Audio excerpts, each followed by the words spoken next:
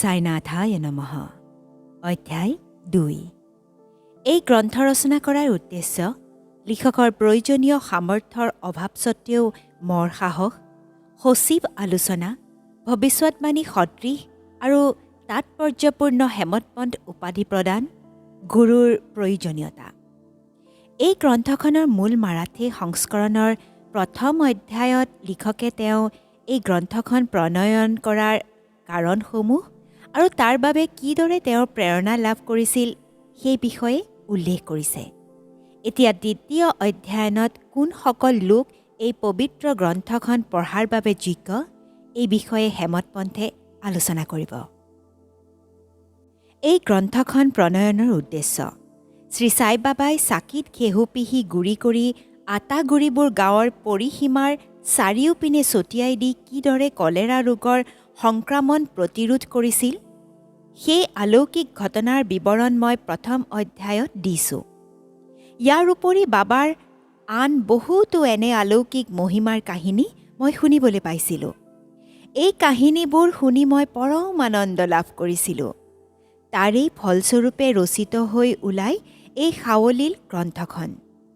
বাবাৰ অলৌকিক কৰ্মৰাজিয়ে তেওঁৰ ভক্তসকলক সদায় আপ্লুত আৰু পথ প্ৰদৰ্শন কৰাৰ উপৰি তেওঁলোকৰ পাপসমূহ দূৰ কৰিব বুলি মই ভাবোঁ। ইয়াকে সাৰোগত কৰি বাবাৰ পবিত্ৰ জীৱন কাহিনী আৰু তেওঁৰ শিকনিসমূহ লিপিবদ্ধ কৰিবলৈ মই আগবাঢ়োঁ। এজন মহাপুৰুষ ভগৱানৰ জীৱনী যুক্তি আৰু কাৰ্যকাৰণৰ সাধাৰণ প্ৰক্ৰিয়াৰে ব্যাখ্যা কৰিব নোৱাৰি।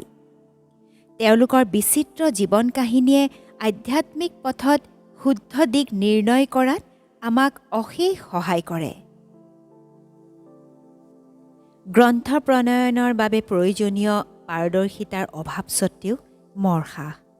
শ্ৰী সাই সচ্চৰিত গ্ৰন্থখন ৰচনা কৰাৰ বাবে প্ৰয়োজনীয় পাৰদৰ্শিতা সম্বন্ধে হেমতপন্থৰ নিজৰ ওপৰতে সন্দেহ উপজিছিল।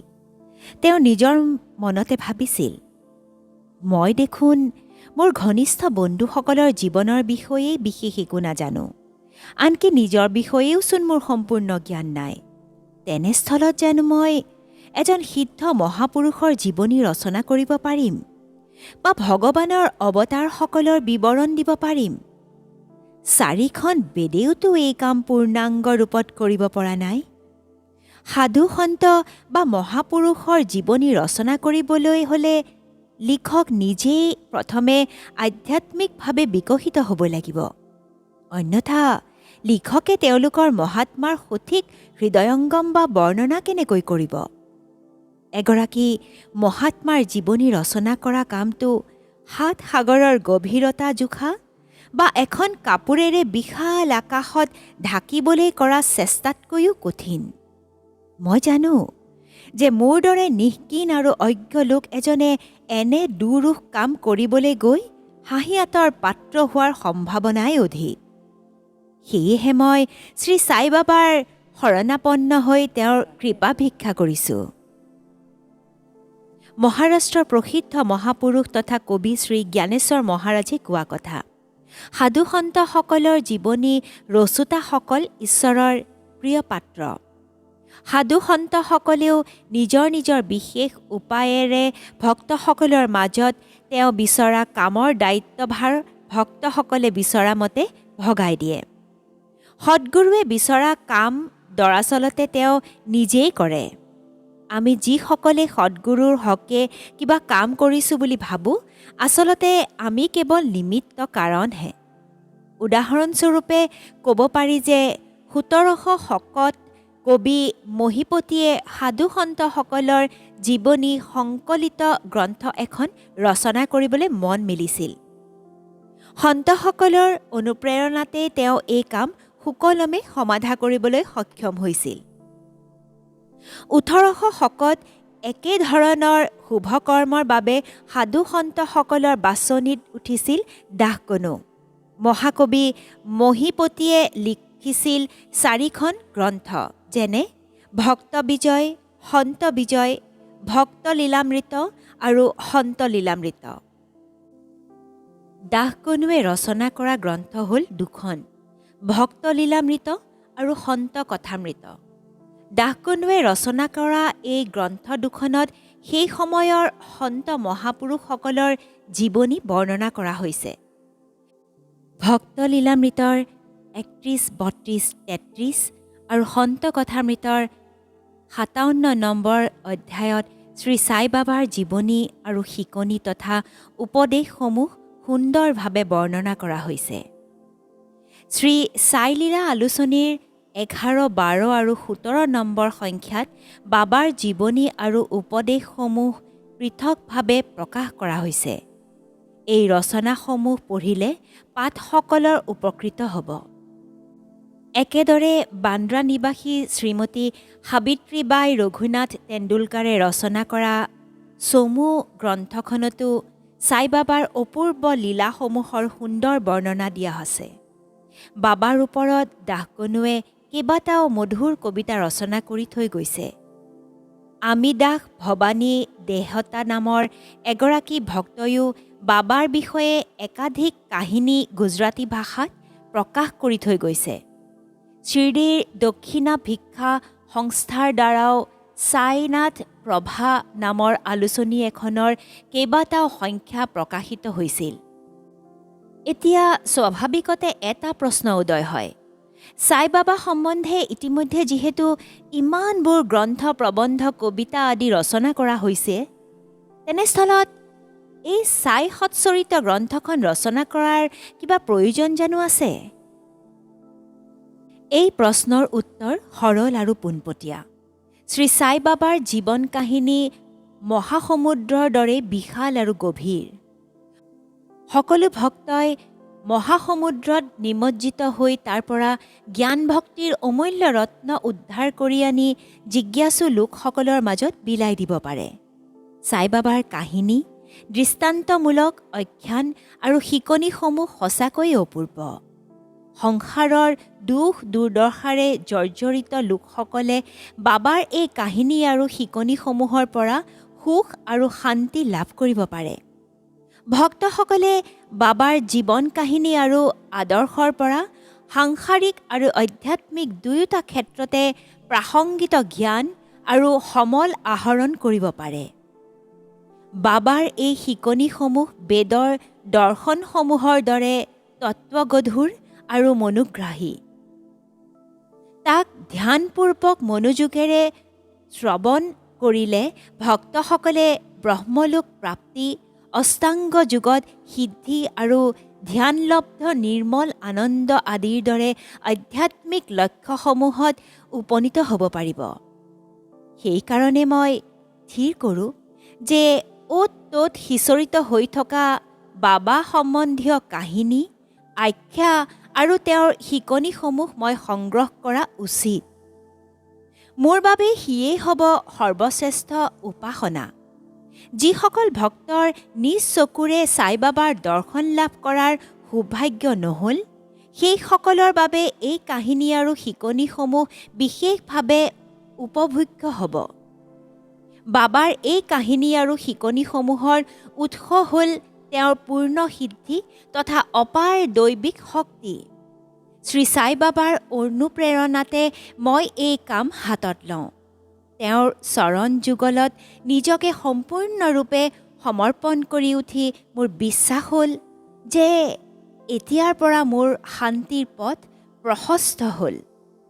তেওঁৰ কৃপা আৰু ছত্ৰছায়াত থাকি মই ইহ জীৱন আৰু পৰকালতো সুখে শান্তিৰে থাকিব পাৰিম।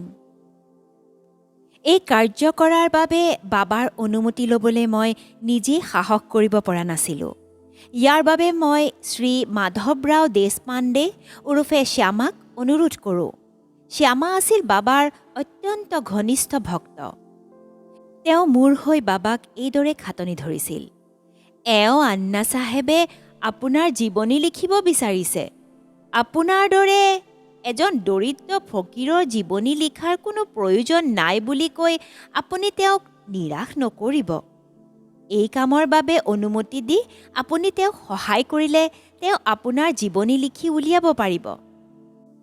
দৰাচলতে আপোনাৰ ইচ্ছা, দয়া আৰু অনুগ্ৰহতেই এই কাম সম্পাদিত হ'ব। আপোনাৰ অনুমতি আৰু আশীৰ্বাদ অবিহনে কোনো কাম সুকলমে সম্পাদিত হ'ব নোৱাৰে। শ্যামাৰ এই অনুৰোধ শুনি সাই বাবা মান্তি হ'ল। তেওঁ মোক ওচৰলৈ মাতি নি তেওঁৰ উদি পবিত্ৰ ছাই মোক দিয়ে আৰু মোৰ মূৰত হাত থৈ আশীৰ্বাদ দি ক'লে, এওঁক মোৰ জীৱনৰ কাহিনী আৰু অভিজ্ঞতাসমূহ সংগ্ৰহ কৰি টোকা আৰু নথিসমূহ লিপিবদ্ধ কৰিবলৈ দিয়া। মই তেওঁক সহায় কৰিম। এই কামত তেওঁ হ'ব কেৱল এক বাহ্যিক অৱলম্বন। মোৰ ভক্তসকলৰ সন্তুষ্টি আৰু ইচ্ছা পূৰণৰ বাবে মই নিজেই মোৰ আত্মজীৱনী লিখিম। নিজৰ অহমিকা ভাৱ তেওঁ মোৰ চৰণত সমৰ্পণ কৰি মই বৰ ভাৱৰ পৰা সম্পূৰ্ণৰূপে মুক্ত হওক। যিয়ে কোনো কামত এইদৰে আগবাঢ়ে তেওঁক মই সদায় সহায় কৰোঁ। অহংভাৱৰ পৰা তেওঁ যেতিয়া নিজকে সম্পূৰ্ণৰূপে মুক্ত কৰিব পাৰিব, তেতিয়া মই তেওঁক প্ৰৱেশ কৰি নিজেই নিজৰ জীৱনী ৰচনা কৰিম। মোৰ এই কাহিনী আৰু উপদেশসমূহ শুনিলে ভক্তসকলৰ অন্তৰত বিশ্বাস আৰু আস্থা উপজিব।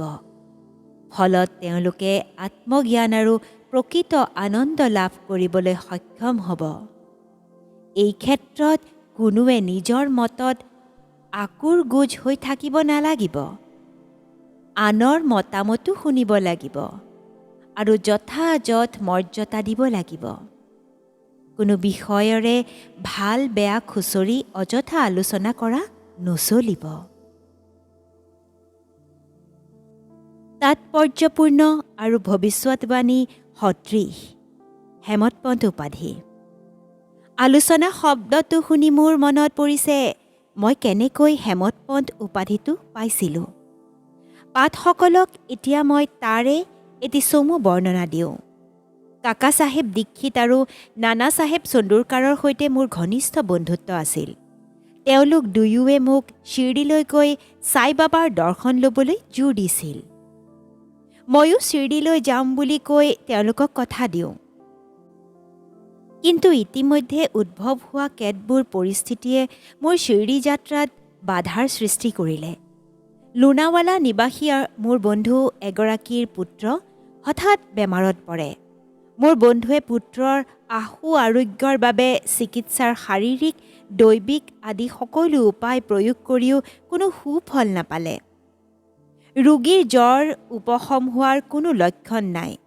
অৱশেষত মোৰ বন্ধুৱে তেওঁৰ গুৰুদেৱক মাতি আনি ৰোগীয়া পুত্ৰৰ শোৱাপতিৰ কাষত বহুৱালে। তাতো জ্বৰ নকমিল। তেতিয়া মই মনত ভাবিলোঁ, মোৰ বন্ধুপুত্ৰক যদি জ্বৰৰ পৰা বচাব নোৱাৰোঁ তেন্তে তেনে গুৰুৰনো কি প্ৰয়োজন। গুৰুৱে যদি আমাৰ একো উপকাৰ সাধিবই নোৱাৰে তেনেহ'লে মইনো শিৰডিলৈ যাওঁৱেই বা কেলৈ। এইদৰে ভাবি গুণি মই শিৰডি যাত্ৰা পিছুৱাই দিলোঁ। কিন্তু যি কথা অৱশ্যভামী সি ঘটিবই। মোৰ ক্ষেত্ৰতো একেই হ'ল। ঘটনাটো ঘটিল এনেধৰণে। নানা চাহেব চন্দুৰকাৰ আছিল এজন সংমণ্ডল পৰ্যায়ৰ বিষয়া। চৰকাৰী ভ্ৰমণত তেওঁ বছৈ নামৰ ঠাই এখনলৈ গৈ আছিল। থানেৰ পৰা দাদাৰলৈ আহি তেওঁ বছৈলৈ যোৱা ৰেলগাড়ীৰ বাবে অপেক্ষা কৰি আছিল। কিন্তু ইতিমধ্যে বান্দ্ৰামুখী লোকেল ট্ৰেইন এখন আহি উপস্থিত হ'ল। তেওঁ সেইখন ৰেলগাড়ীতে উঠি আহি বান্দ্ৰা পায়হি আৰু মোক মাতি পঠিয়ায়। মই শিৰডিলৈ যাওঁ বুলি কথা দিয়া স্বত্তেও তেতিয়ালৈ নোযোৱা বাবে তেওঁ মোক ভৎসনা কৰে। মই কিয় শিৰডি ভ্ৰমণ কৰা উচিত তাৰ বাবে নানাই দৰ্শোৱা কাৰণবোৰ খুব যুক্তিসংগত আৰু মনত লগা ধৰণৰ আছিল। তালি টোপোলা বান্ধি মই সেইদিনা ৰাতিয়েই শিৰডিলৈ বুলি ঢাপলি মেলিলোঁ। প্ৰথমে দাদৰলৈ গৈ তাৰ পৰা মন্মদলৈ যোৱা ট্ৰেইন ধৰাৰ উদ্দেশ্যৰে টিকট কাটি দাদৰমুখী ট্ৰেইনত বহি ল'লোঁ। ট্ৰেইনখন চলাৰ ঠিক আগমুহূৰ্তত এগৰাকী মুছলমান মানুহ খৰধৰকৈ আহি মই বহি থকা ডবাটোত সোমাল। মোৰ তালি টোপোলাবোৰ দেখি মই কলৈ যাবলৈ ওলাইছোঁ বুলি মোক সুধিলে। মই তেওঁক মোৰ লক্ষ্যস্থানৰ বিষয়ে কোৱাত তেওঁ মোক দাদৰত নৰৈ পোনছাতে বৰী বন্দৰলৈ যাবলৈ পৰামৰ্শ দিলে। কিয়নো মনমণ্ডলৈ যোৱা মেইল ৰেলগাড়ীখন দাদৰত নৰয়। ভগৱানৰ লীলা সদৃশ এই নভবা ঘটনাটো নঘটা হ'লে মই বিচৰামতে গৈ পিছদিনা শিৰডিত উপস্থিত হ'ব পৰাটো সম্ভৱপৰ নহ'লহেঁতেন আৰু তাৰ ফলস্বৰূপে মোৰ মনত বহুতো সন্দেহৰ অৱতাৰণা হ'লহেঁতেন। মোৰেই সৌভাগ্য যে মই গৈ পিছদিনা পুৱা 9-10মান বজাত শিৰডি পালোগৈ। ভাও চাহেব দীক্ষিতে মোৰ বাবে অপেক্ষা কৰি আছিল। এইটো 1910 চনৰ কথা। সেই সময়ত অতিথিসকলৰ থকা মেলাৰ বাবে শিৰডিত একমাত্ৰ সুবিধাজনক ঠাই আছিল সাথেৱাৰা। টংগাৰ পৰা নামিয়েই বাবাৰ দৰ্শন লাভ কৰিবলৈ মই ব্যগ্ৰ হৈ পৰিলোঁ। সেই সময়তে বাবাৰ পৰম ভক্ত তাতিয়া চাহেব নুলকাৰ মছজিদৰ পৰা উভতি আহি ক'লে যে সাই বাবাক এতিয়া সাথেৱাৰাৰ এমূৰত ৰৈ থকা পাবা। তেতিয়াই গৈ বাবাৰ আগতীয়া দৰ্শন লৈ আহিবলৈ তেওঁ মোক পৰামৰ্শ দিলে। গা পা ধুই উঠি পিছত ধীৰে সুস্থিৰে আকৌ ভালদৰে বাবাৰ দৰ্শন পাব পাৰিম। এই কথা শুনাৰ লগে লগে মই বেগাই গৈ বাবাৰ আগত দীঘল দি পৰি তেওঁক প্ৰণাম কৰোঁ। আনন্দত মোৰ অন্তৰ উপচি উঠিল। নানা চাহেব চন্দুৰকাৰে কোৱাতকৈও মই যেন বহুত বেছি লাভৱান হ'লোঁ। বাবাৰ দৰ্শন লাভ কৰাৰ লগে লগে মোৰ সমস্ত শৰীৰ জোৰ পৰি গ'ল। মোৰ যেন ভোক পিয়াহ হেৰাই গ'ল। বাবাৰ চৰণ স্পৰ্শ কৰাৰ লগে লগে মোৰ এক নতুন জীৱন আৰম্ভ হ'ল। বাবাৰ দৰ্শনৰ বাবে যিসকলে মোক শিৰডিলৈ যাবলৈ পৰামৰ্শ আৰু উদগনি দিছিল তেওঁলোকৰ প্ৰতি মোৰ অন্তৰত কৃতজ্ঞতা জাগ্ৰত হ'ল। ভাৱ হ'ল যেন তেওঁলোক মোৰ নিকট আত্মীয়। তেওঁলোকৰ ধাৰ যেন মই কেতিয়াও পৰিশোধ কৰিব নোৱাৰিম।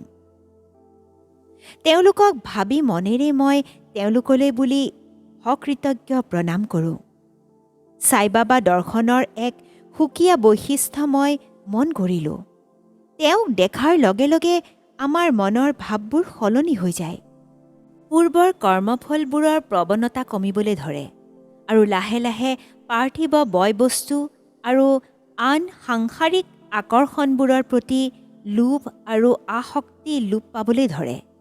পূৰ্বৰ কেইবাজনমৰ ভাল কৰ্মফলৰ জোৰতহে এনে দৰ্শন সম্ভৱ হ'ব পাৰে। সাই বাবাক এবাৰ স্বচক্ষে দেখাৰ পিছত সমগ্ৰ বিশ্বই বাবাৰ ৰূপ ধাৰণ কৰি জ্যোতিষ্মান হৈ উঠে। সতেজ আলোচনা। মই শিৰডিত উপস্থিত হ'বৰ দিনাই গুৰুৰ প্ৰয়োজনীয়তাৰ ওপৰত বালা চাহেব ভাটে আৰু মোৰ মাজত এক আলোচনা অনুষ্ঠিত হয়। মোৰ যুক্তি আছিল এনেধৰণৰ: নিজৰ স্বাধীনতা পৰিহাৰ কৰি আমি কিয়নো আনৰ শৰণাপন্ন হ'ব লাগে? নিজৰ কৰ্তব্য পালন কৰাটোৱেই হ'ল আমাৰ প্ৰকৃত ধৰ্ম। তাৰ বাবেনো আমাক গুৰু কিয় লাগে? আমি প্ৰত্যেকেই নিজ নিজ কৰ্তব্য কৰ্মত চেষ্টাৰ কোনো ধৰণৰ ক্ৰতি নকৰি নিজৰ সুৰক্ষা আৰু উন্নতিৰ বাবে কাম কৰি যাব লাগে। আৰু যি অকৰ্মণ্য লোকে কোনো কাম কাজ নকৰি দিনৰ দিনটো শুই বহি কটায়, তেওঁৰ গুৰু থাকিলেও গুৰুৱে জানো তেওঁক কিবা সহায় কৰিব পাৰিব? আমাৰ আলোচনাত এইদৰে মই মানুহৰ বৌদ্ধিক স্বাধীনতা আৰু ইচ্ছাশক্তিৰ পক্ষত যুক্তি প্ৰদৰ্শন কৰোঁ। আনহাতে ভাটে ডাঙৰীয়াৰ যুক্তি আছিল কপাল বা নিয়তিৰ পক্ষত। তেওঁৰ মতে যাৰ যি হ'বলগীয়া আছে সি হ'বই। কপালৰ লিখন কোনোৱেই খণ্ডন কৰিব নোৱাৰে। অনেক মহামানৱেও নিয়তিৰ ওচৰত নতি স্বীকাৰ কৰিবলৈ বাধ্য হৈছিল। কথাত কয় বোলে, মানুহে পাঙে ঈশ্বৰে ভাঙে। নিজ বুদ্ধিৰ প্ৰখৰতা আৰু চালাকি পাহৰি যোৱা, অহংকাৰ বা মইবৰ ভাৱৰ কোনো কাম নাই। দুয়োপক্ষৰ বিস্তৃত যুক্তি তৰ্কেৰে আমাৰ এই আলোচনা প্ৰায় এঘণ্টামান সময় ধৰি চলিল যদিও তাৰ পৰা কোনো সমাধান পোৱা নগ'ল। অৱশেষত আমি দুয়ো ভাগৰি পৰি আমাৰ আলোচনা অমীমাংসিতভাৱেই সামৰিবলৈ বাধ্য হ'লোঁ। ইয়াৰ ফলত মোৰ মনৰ শান্তি হেৰাল। সকলো কথা ভাবি গুণি এটা সিদ্ধান্তত উপনীত হ'লোঁ যে নিজৰ শৰীৰ বা বুদ্ধিমত্তাক লৈ যদি মানুহে দম্ভ নকৰে, তেতিয়া কোনো ধৰণৰ তৰ্ক বিতৰ্ক বা আলোচনাৰ সৃষ্টি হ'ব নোৱাৰে। মানুহৰ অহংকাৰ আৰু মইবৰ ভাৱেই হৈছে এনে তৰ্ক বিতৰ্ক বা আলোচনাৰ মূল উৎস। পিছত যেতিয়া আমি আন ভক্তসকলৰ সৈতে মছজিদলৈ যাওঁ, তেতিয়া বাবাই কাকা চাহেব দীক্ষিতক উদ্দেশ্যি প্ৰশ্ন কৰিলে, সাঠেৱাৰাত কি হৈ আছিল? ইমান সচিব আলোচনাৰ বিষয়বস্তু কি আছিল? আৰু মোৰ পিনে চাই বাবাৰ পুনৰ সুধিলে, এই হেমতপঞ্জনে কি কৈছিল? বাবাৰ প্ৰশ্নকেইটা শুনি মই বৰ আচৰিত হ'লোঁ। মই য'ত আছিলোঁ আৰু য'ত আমাৰ আলোচনা হৈছিল, সেই সাঠেৱাৰাৰ পৰা মছজিদলৈ দূৰত্ব আছিল ভালেখিনি। তেওঁ নিশ্চয় সৰ্বজ্ঞ আৰু অন্তৰ্যামী। নহ'লেনো কেনেকৈ তেওঁ আমাৰ আলোচনাৰ বিষয়ে সকলো কথা গম পাব? সাই বাবাইনো কিয় মোক হেমতপন্থ বুলি আখ্যা দিলে? ই মোক চিন্তাত পেলালে। হেমতপন্থ শব্দটো হ'ল হেমাদ্ৰীপন্থৰ অপভ্ৰংশ। হেমাদ্ৰীপন্থ আছিল দেৱগিৰি যাদৱ বংশৰ ৰজা মহাদেৱ আৰু ৰামদেৱৰ খ্যাতনামা মন্ত্ৰী। তেওঁ খুব বিদ্বান আৰু ভাল প্ৰকৃতিৰ পুৰুষ আছিল। তেওঁ চতুৰ্বৰ্গৰ চিন্তামণি আৰু ৰাজপ্ৰশস্তি নামেৰে দুখন গ্ৰন্থও ৰচনা কৰিছিল।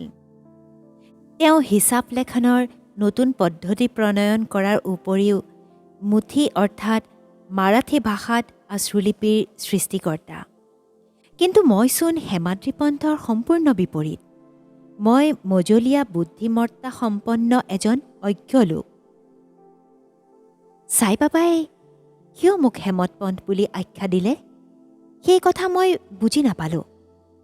পিছত গভীৰ চিন্তাৰ অন্তত ভাবিলোঁ যে মোৰ অহংকাৰ নিৰ্মূল কৰাৰ উদ্দেশ্যেহে বাবাই মোক এই উপাধি প্ৰদান কৰিছে, যাতে মই সদায় নম্ৰ আৰু বিনয়ী হৈ থাকোঁ।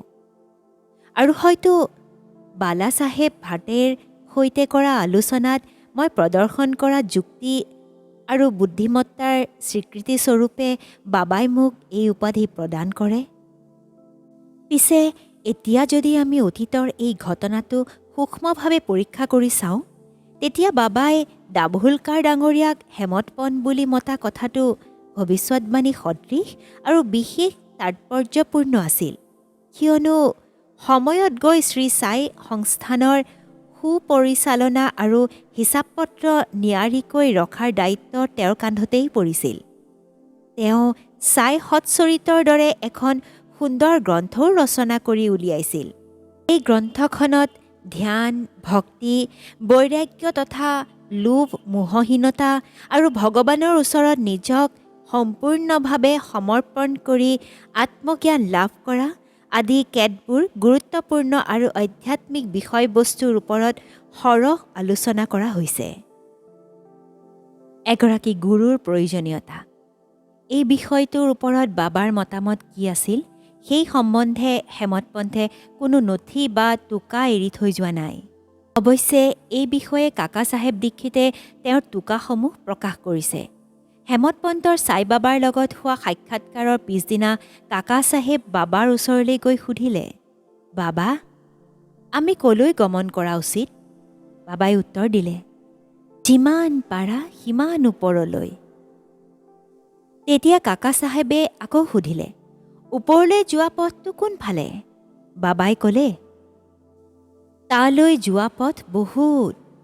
তাৰে এটা পথ শিৰডীৰ পৰাও গৈছে। ওপৰলৈ যোৱা পথ কিন্তু অনেক বাধা বিঘিনিৰে ভৰা। এই পথ ঘোৰ অৰণ্যৰ মাজেৰে গৈছে আৰু তাত অনেক বাঘ, ভালুক আদি হিংস্ৰ জন্তু ওলায়। তেতিয়া কাকা চাহেবে সুধিলে, কিন্তু বাবা, আমি যদি লগত এজন পথ প্ৰদৰ্শক লৈ যাওঁ? তেতিয়া উত্তৰত বাবাই ক'লে, তেতিয়াহ'লে তোমাৰ কোনো অসুবিধা নহ'ব। বাঘ, ভালুক আৰু খাল ডুং আদিৰ পৰা আঁতৰে আঁতৰে পথ প্ৰদৰ্শকে পোনে পোনে তোমাক লক্ষ্যস্থানলৈ লৈ যাব। পথ প্ৰদৰ্শক নহ'লে কিন্তু তোমাৰ জংঘলৰ মাজত বাট হেৰুৱা বা খাল ডোং আদিত পৰাৰ ভয় থাকে। এই আলোচনা কালত দাভোলকাৰ ডাঙৰীয়া উপস্থিত আছিল। তেওঁ বুজি পালে যে আত্মজ্ঞান প্ৰাপ্তিৰ বাবে গুৰুৰ প্ৰয়োজন আছে নে নাই সেই বিষয়ে ইয়েই বাবাৰ স্পষ্ট মত। আধ্যাত্মিকতাৰ ক্ষেত্ৰত মানুহৰ স্বতন্ত্ৰতা আছে নে নাই এনেধৰণৰ আলোচনা বা বিষয়বোৰৰ কোনো মূল্য নাই। এই ক্ষেত্ৰত একাত্য সত্যটো হ'ল যে গুৰু অবিহনে পৰমাৰ্থ লাভ কেতিয়াও সম্ভৱপৰ হ'ব নোৱাৰে। শ্ৰী সাই সৎচৰিত্ৰৰ মূল আৰু অসংক্ষিপ্ত সংস্কৰণত এই তত্ত্বকথাৰ সুন্দৰ বিৱৰণৰ লগত আমি পঢ়িবলৈ পাওঁ যে শ্ৰীৰামচন্দ্ৰ আৰু শ্ৰীকৃষ্ণৰ দৰে মহাৱতাৰসকলেও আত্মজ্ঞান লাভ কৰিবৰ বাবে নিজকে তেওঁলোকৰ গুৰু যথাক্ৰমে বশিষ্ঠ আৰু সন্দীপনীৰ ওচৰত সমৰ্পণ কৰিছিল। আধ্যাত্মিক বিকাশৰ পথত প্ৰগতি লাভ কৰিবৰ বাবে কেৱল মাথো দুটা গুণৰহে প্ৰয়োজন। সেই গুণ দুটা হ'ল শ্ৰদ্ধা আৰু ধৈৰ্য। ওম শ্ৰী সদ্গুৰু সাইনাথাৰ প্ৰণমস্তু। শুভং ভৱতু। ওম শান্তি শান্তি শান্তিঃ।